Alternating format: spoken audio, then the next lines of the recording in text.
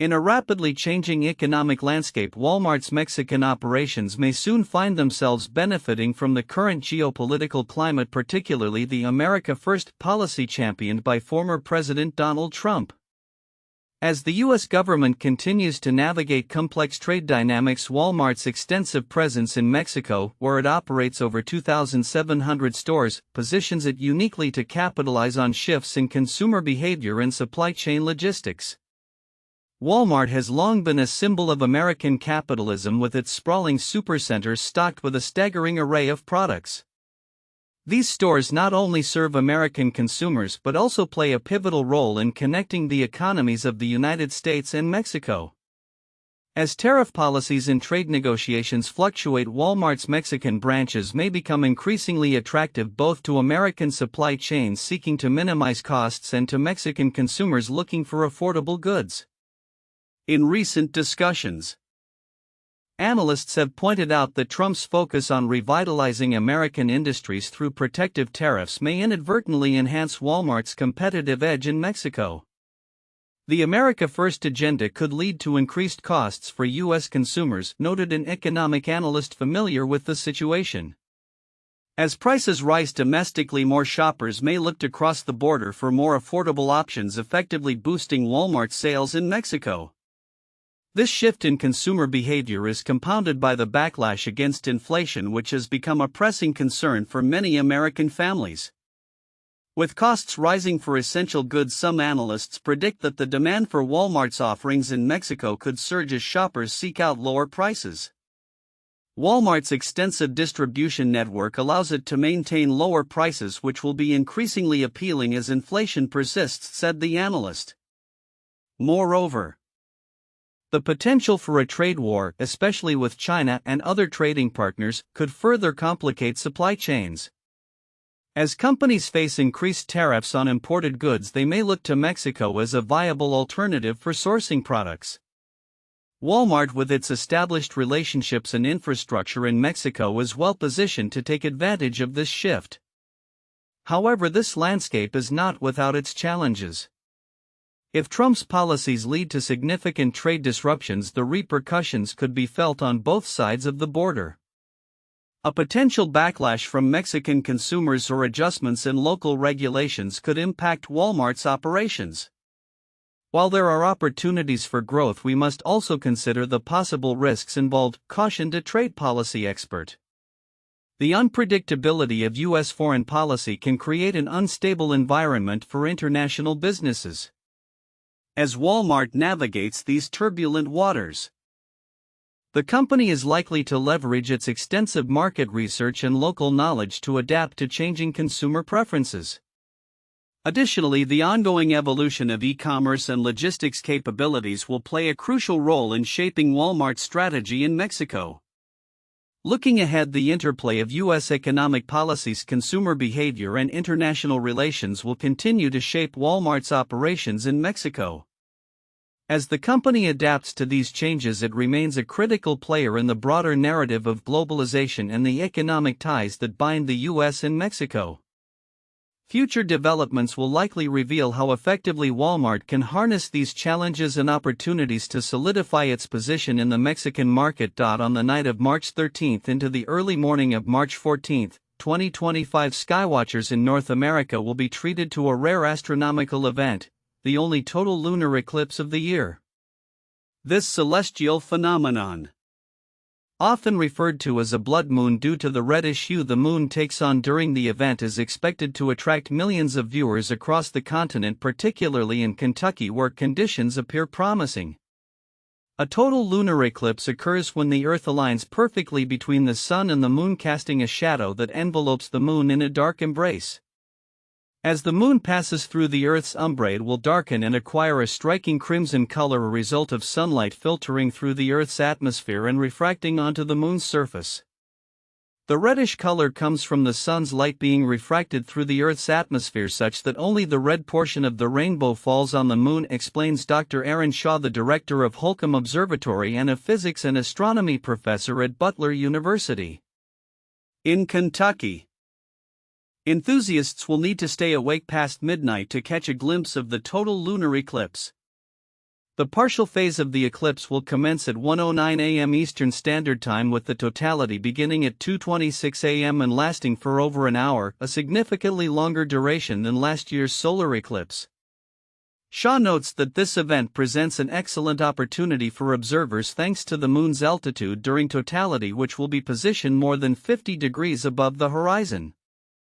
For those planning to observe the eclipse, a detailed timeline of the event will be crucial. The sequence will unfold as follows. The penumbral eclipse begins at 11:57 p.m., followed by the partial eclipse at 1:09 a.m., culminating in totality at 2:26 a.m. The totality will end at 3:31 a.m. With the eclipse concluding at 6 a.m., Shaw advises using binoculars or a telescope for a clearer view and suggests that photographers should utilize a tripod for longer exposure shots. Weather conditions will play a significant role in the visibility of this celestial display. Although the National Weather Service has yet to provide a definitive forecast for the Louisville area, AccuWeather anticipates that initially cloudy skies will clear later in the evening. We need the weather to cooperate with us on this one, as with all astronomical events, so keep your fingers crossed, Shaw remarks. Looking ahead, this eclipse will be a rare treat, as the next total lunar eclipse visible in North America will not occur until March 3, 2026, with subsequent events not scheduled until 2029, making this March 2025 eclipse a must-see for astronomy enthusiasts. As the excitement builds and the date approaches, the total lunar eclipse serves as a reminder of the beauty and wonder of our universe, encouraging both seasoned astronomers and casual observers to engage with the night sky.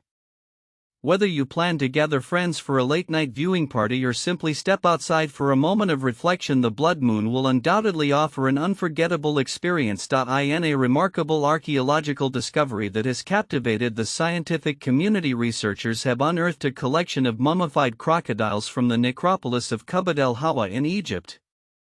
This unprecedented find, which includes 5 nearly complete skeletons along with 5 heads, offers new insights into the ancient practices surrounding the revered reptiles, whose relationship with humanity is steeped in both fear and veneration. Crocodiles, considered intermediaries between humans and Sobek, the crocodile-headed god of water and fertility, played a significant role in Egyptian culture.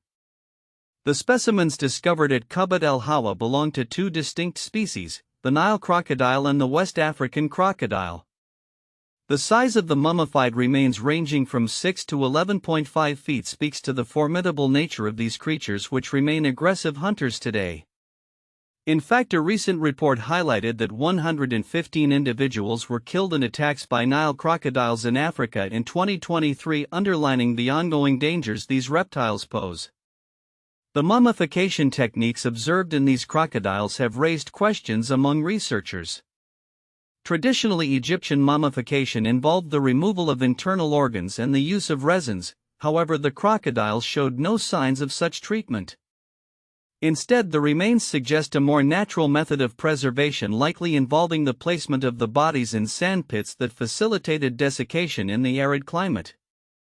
This discovery contradicts previous assumptions about Egyptian mummification practices, revealing a more complex relationship between the ancient Egyptians and their environment. While the exact circumstances of the crocodiles' deaths remain uncertain, evidence points to a method that was both cruel and systematic.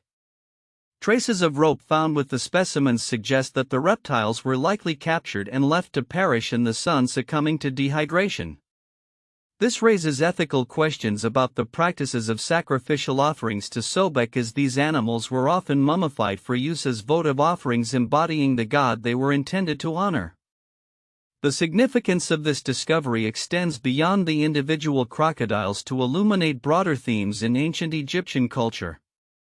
The relationship between humans and animals was complex, characterized by a blend of reverence and exploitation. As archaeologist Carmine Mayans noted, the mummification of these crocodiles reflects both the Egyptians' admiration for the creatures and the practical realities of their existence alongside them.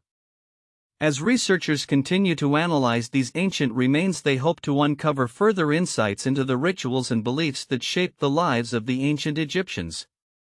The findings have been published in the journal PLOS1, contributing to an ever-expanding body of knowledge about the civilization that once thrived along the Nile.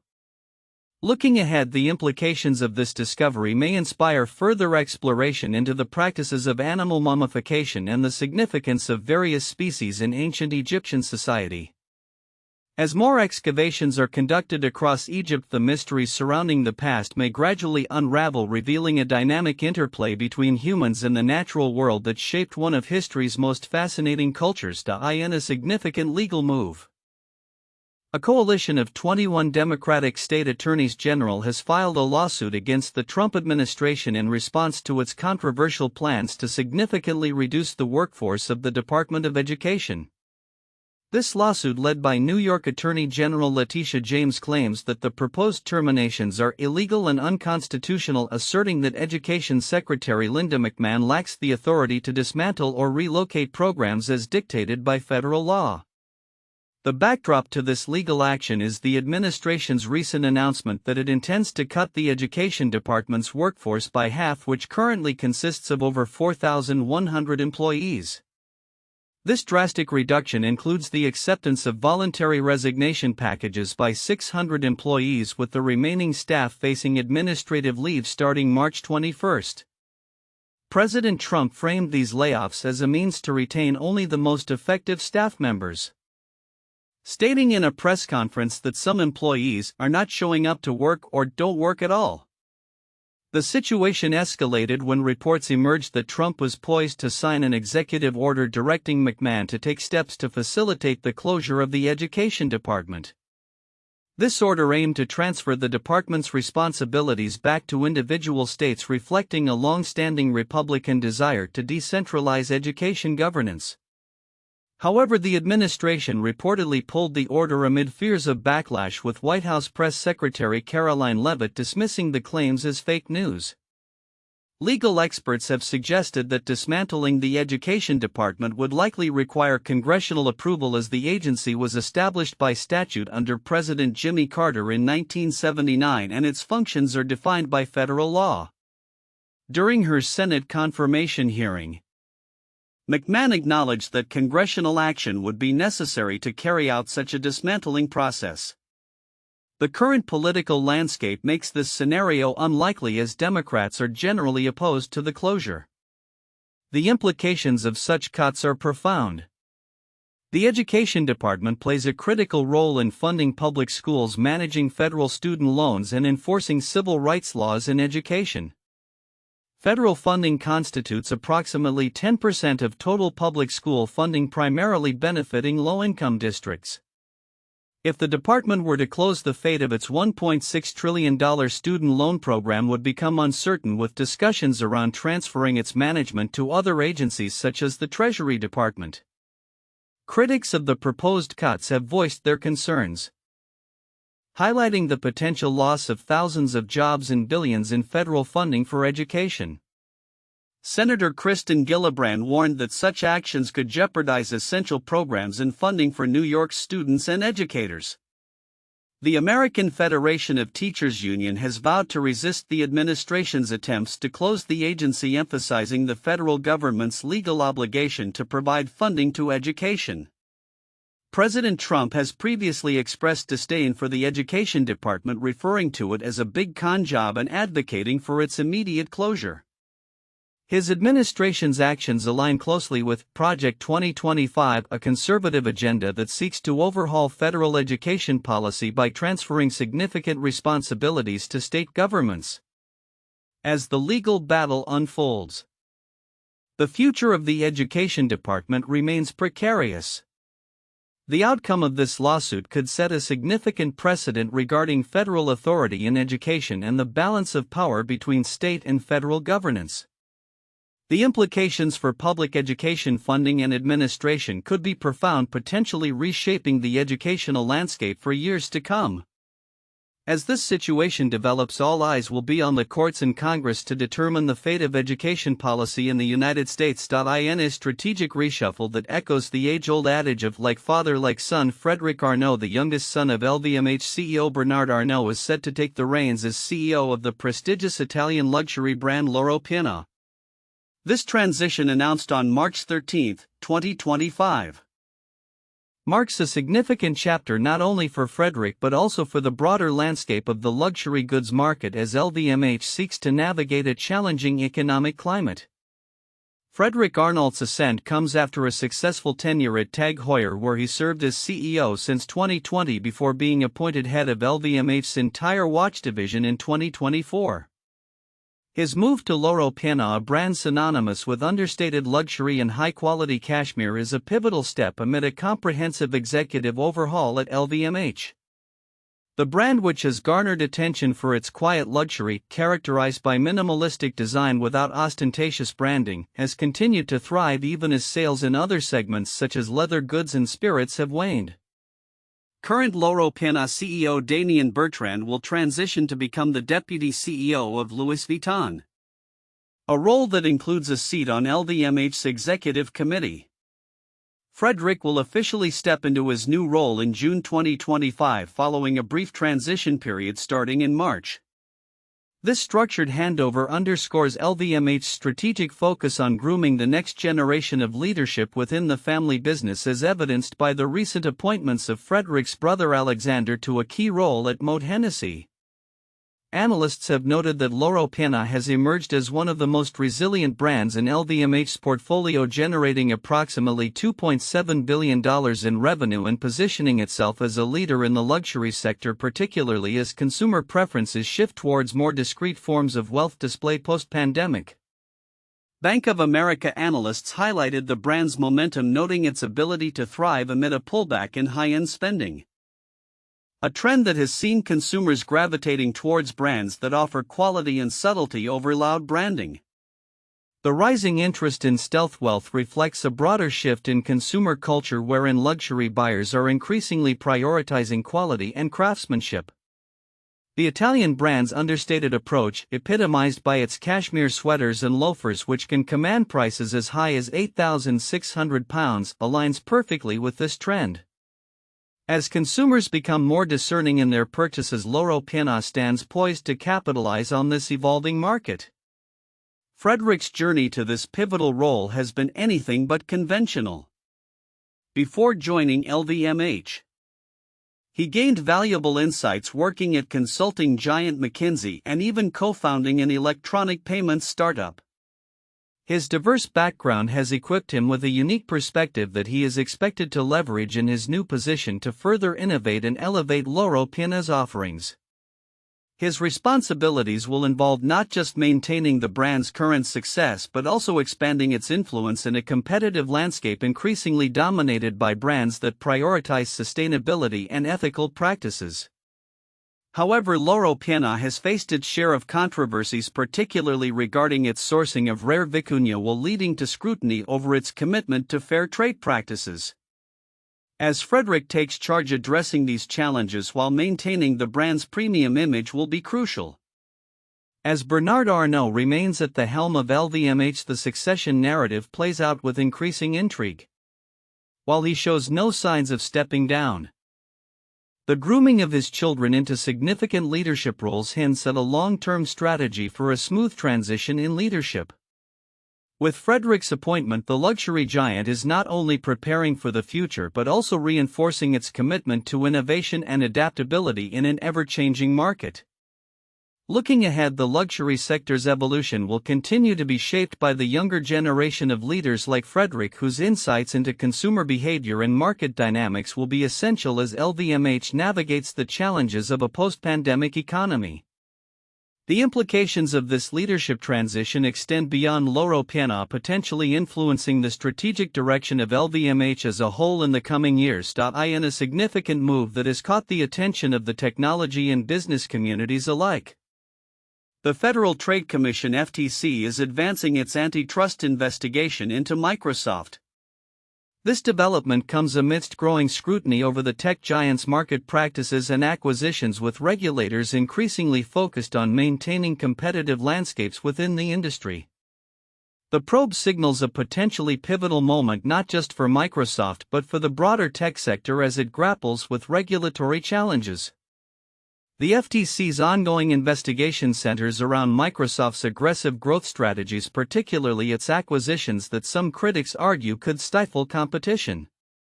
The Commission has been under pressure to scrutinize tech giants more rigorously following years of mounting public and political concern regarding monopolistic practices in Silicon Valley. Microsoft, which has made headlines for its significant purchases including the recent acquisition of Activision Blizzard, faces questions about whether these actions hinder smaller competitors' ability to thrive. In a statement addressing the investigation, an FTC spokesperson noted, "We remain committed to ensuring that markets are open and competitive, which is vital for innovation and consumer choice.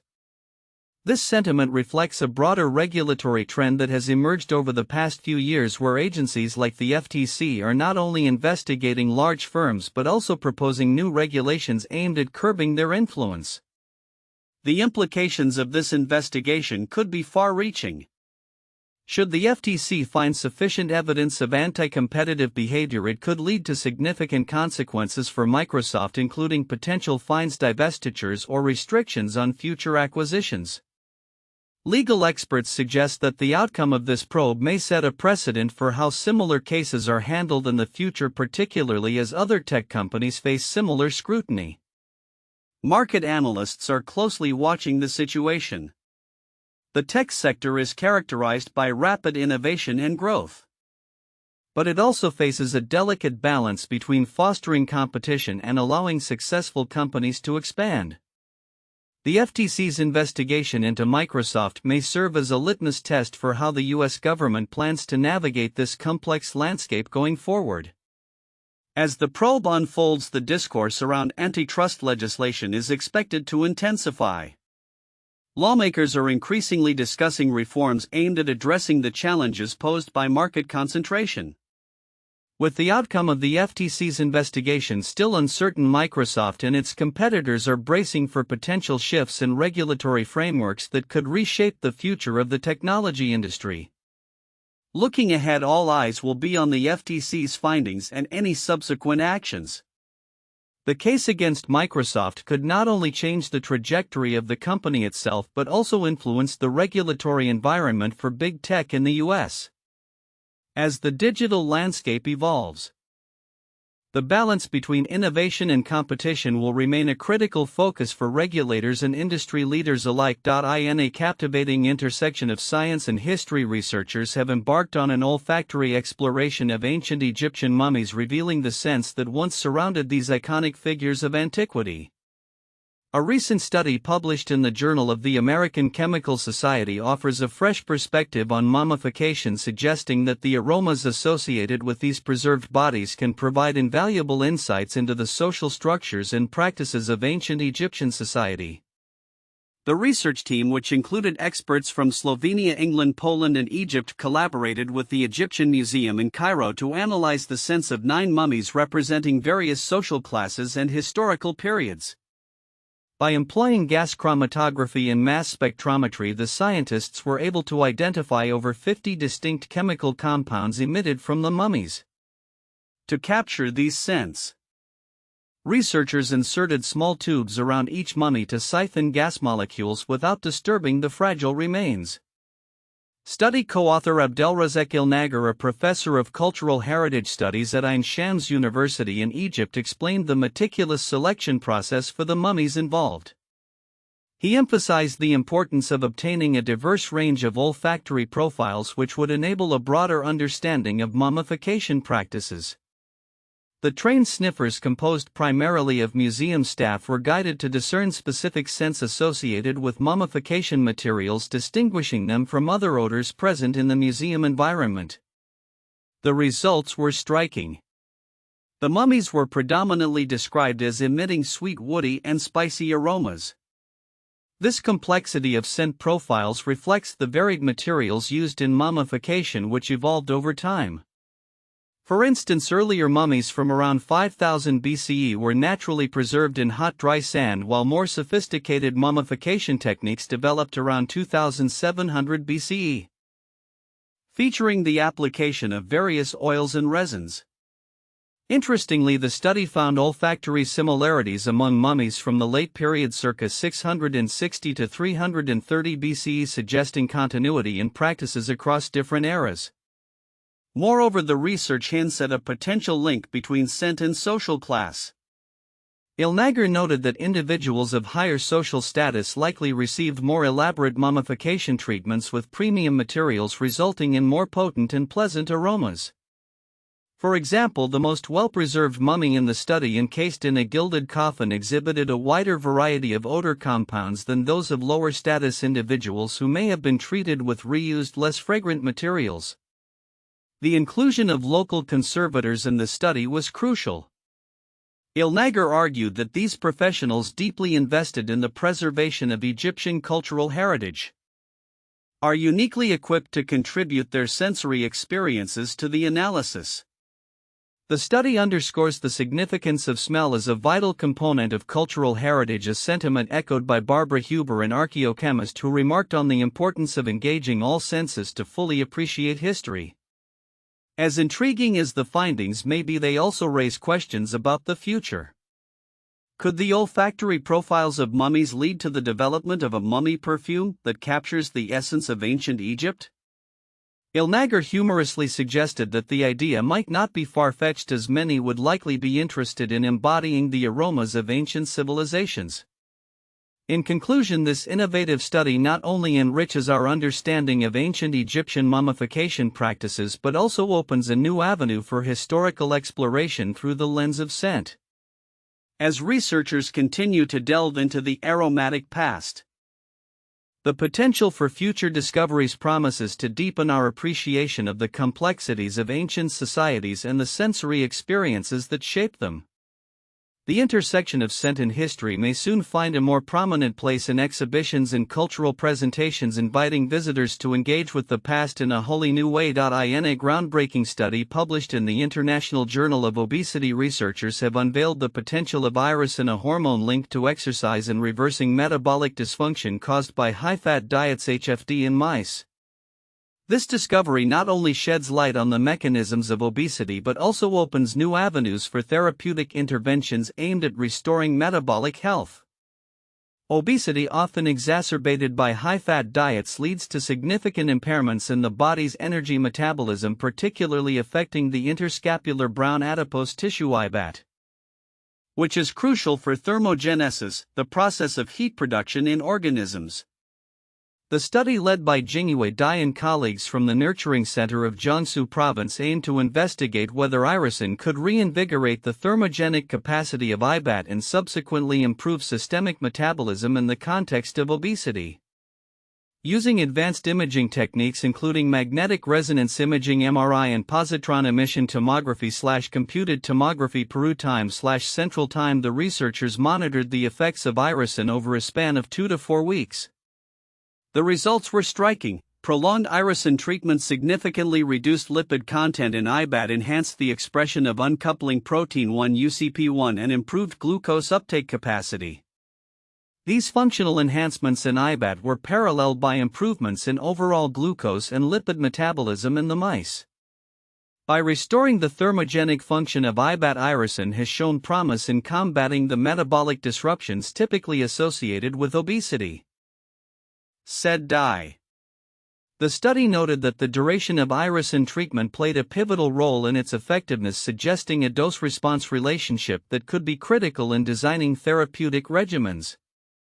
The researchers also made an important observation regarding the role of IBAT in mediating the effects of irisin. When IBAT was surgically removed, the positive metabolic effects of irisin were significantly diminished, highlighting its essential role in the hormone's action. This suggests that strategies aiming to enhance IBAT function could be a promising approach in combating obesity and its related metabolic disorders. This investigation not only underscores the potential of irisin as a therapeutic agent but also emphasizes the need for further research to fully elucidate its mechanisms of action and potential applications in humans. As obesity rates continue to rise globally, understanding the pathways through which hormones like irisin operate could pave the way for innovative treatments that restore metabolic balance.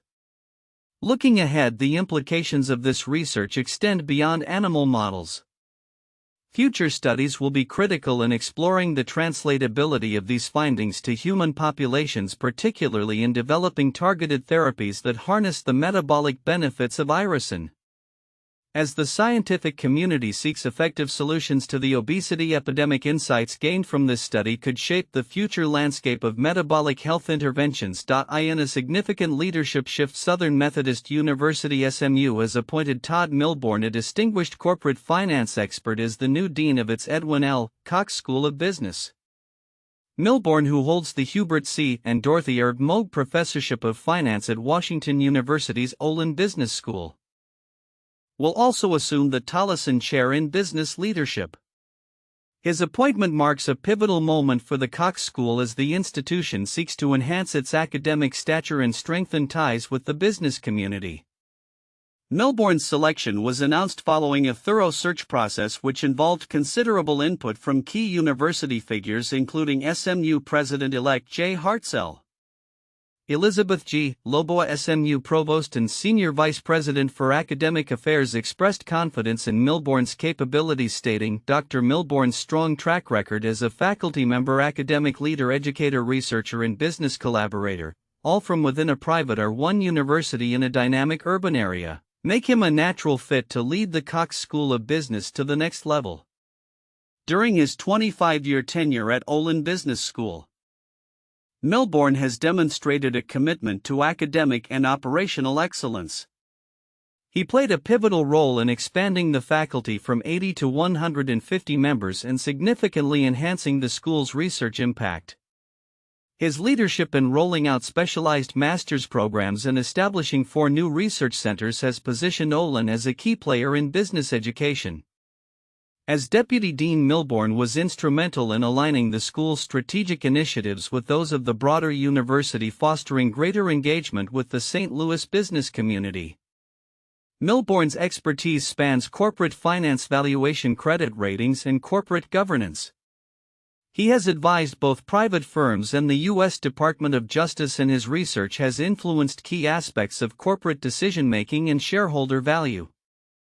Notably, he is a co-author of The Value Sphere: Secrets of Creating and Retaining Shareholder Wealth, and has contributed to leading academic journals such as the Journal of Finance and Harvard Business Review. His accolades reflect his impact on the academic community. He has received multiple awards from Washington University, including the Olin Award for Compensation Goals and Firm Performance and the St. Louis Founders Day Distinguished Faculty Award. A dedicated educator, Milbourn has been honored with the Reed Teaching Award at Olin on 15 occasions, underscoring his effectiveness in the classroom. Milbourn's academic journey began with a bachelor's degree in economics, finance, and mathematics from Augustana College, where he also excelled as a 4-year varsity high jumper. He later earned his Ph.D. in finance from Indiana University's Kelley School of Business in 1995. Prior to his tenure at Washington University, Milbourn taught at the University of Chicago and the London Business School. As he steps into his new role at SMU, Milbourn faces the challenge of navigating a rapidly evolving business landscape that demands innovative educational approaches and strong connections with industry leaders. SMU, known for its entrepreneurial spirit and commitment to research excellence, stands poised to leverage Milbourn's leadership to further enhance its reputation and influence in the business education sector. The appointment of Todd Milbourn signals a promising future for the Cox School of Business as it aims to prepare the next generation of business leaders to tackle the dynamic challenges ahead. As the business world continues to evolve, Milbourn's strategic vision and robust academic background will be critical in steering the school towards greater success and innovation. In a significant move that underscores the importance of international security and defense reporting, Politico has announced the appointment of Felicia Schwartz as its new diplomatic correspondent. Starting next month, Schwartz will bring her extensive experience in foreign affairs coverage to the publication, a decision that reflects Politico's commitment to enhancing its reporting on critical global issues. Schwartz arrives at Politico after a 3-year tenure with the Financial Times, where she served as a U.S. foreign affairs and defense correspondent. Her previous roles have equipped her with a robust understanding of the complexities surrounding international relations, particularly in the realms of security and trade. Before her time at the Financial Times, Schwartz reported on health and pharmaceuticals for the Wall Street Journal. And she also covered the Israel and Palestinian territories from a base in Tel Aviv. This diverse background positions her well to tackle the multifaceted challenges that arise in global diplomacy. The hiring of Schwartz comes at a pivotal time for Politico, which aims to elevate its coverage of defense and security matters amid growing geopolitical tensions. Schwartz's insights will be invaluable as the publication navigates the intricate landscape of international affairs, particularly as conflicts and diplomatic negotiations continue to evolve. I am excited to join Politico and contribute to its mission of delivering high-quality journalism on the issues that matter most, Schwartz stated.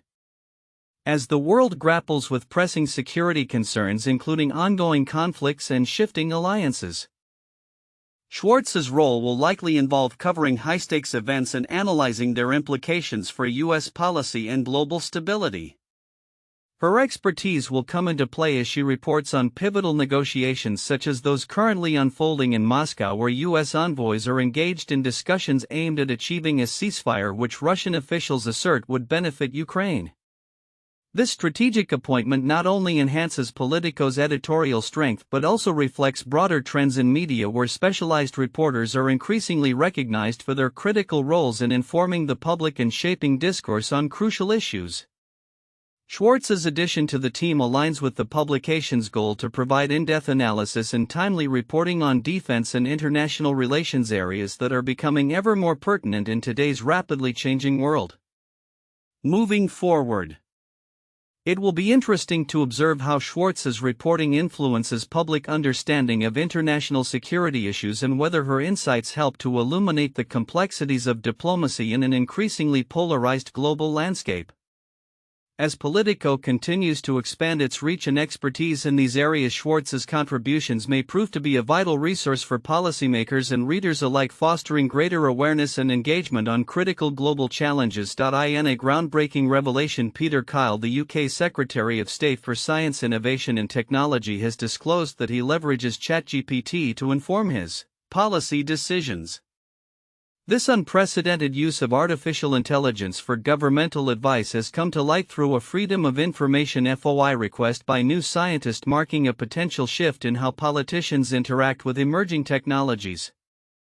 Kyle's engagement with ChatGPT encompasses a range of inquiries, notably questioning why the adoption of artificial intelligence (AI) has been sluggish among the UK's small and medium-sized businesses (SMBs). The AI provided a detailed response outlining 10 barriers to AI integration, including issues of limited awareness, regulatory concerns, and insufficient institutional support. One notable point from the chatbot's analysis indicated that many SMBs are unaware of government initiatives aimed at promoting AI adoption, and those that are often find the processes complicated and funding opportunities scarce. Compliance with data protection laws such as GDPR can be a significant hurdle, the chatbot noted, reflecting the nuanced challenges businesses face in embracing new technologies. This revelation aligns with recent statements from Prime Minister Keir Starmer, who emphasized the need for the UK government to harness AI to enhance efficiency across various sectors.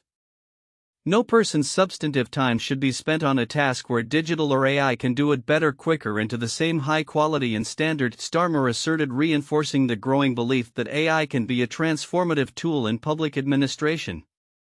Kyle's approach to utilizing ChatGPT extends beyond policy analysis. He has also sought the AI's recommendations for media engagements, asking which podcasts would be most beneficial for him to connect with a broader audience. ChatGPT suggested popular science podcasts like The Infinite Monkey Cage and The Naked Scientists, demonstrating its capability to analyze audience reach and relevance, a task that would typically require human insight. Critics and experts have weighed in on the implications of this development.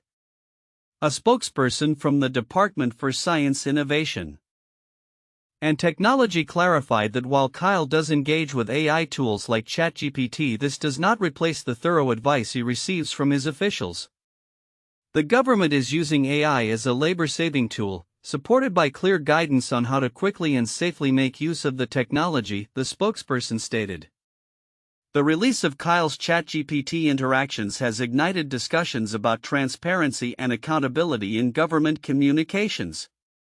Tim Turner, a data protection expert, remarked on the unprecedented nature of this FOI request, suggesting it could set a significant precedent for public access to similar records in the future. "I'm surprised that you got them," he stated, indicating the potential for future scrutiny of AI usage in governmental settings. This situation raises critical questions about the role of AI in public discourse and decision-making. Is ChatGPT more akin to a simple search engine? Or does it constitute a new form of communication that should be subject to FOI laws? Experts are divided. Some argue that since ChatGPT generates responses based on user input, it should be treated similarly to email or other forms of communication. Others contend that it operates more like a search engine, complicating the legal landscape surrounding information access. As governments worldwide grapple with the integration of AI into policymaking, Kyle's use of ChatGPT could serve as a model or a cautionary tale regarding the balance between innovation and transparency. The implications of these developments will likely unfold over time as lawmakers and regulators navigate the complexities of AI in governance and the public's right to know. As the dialogue surrounding AI's role in society continues to evolve, the focus will increasingly shift to how these technologies can be harnessed responsibly, ensuring that they serve the public good rather than obscure it.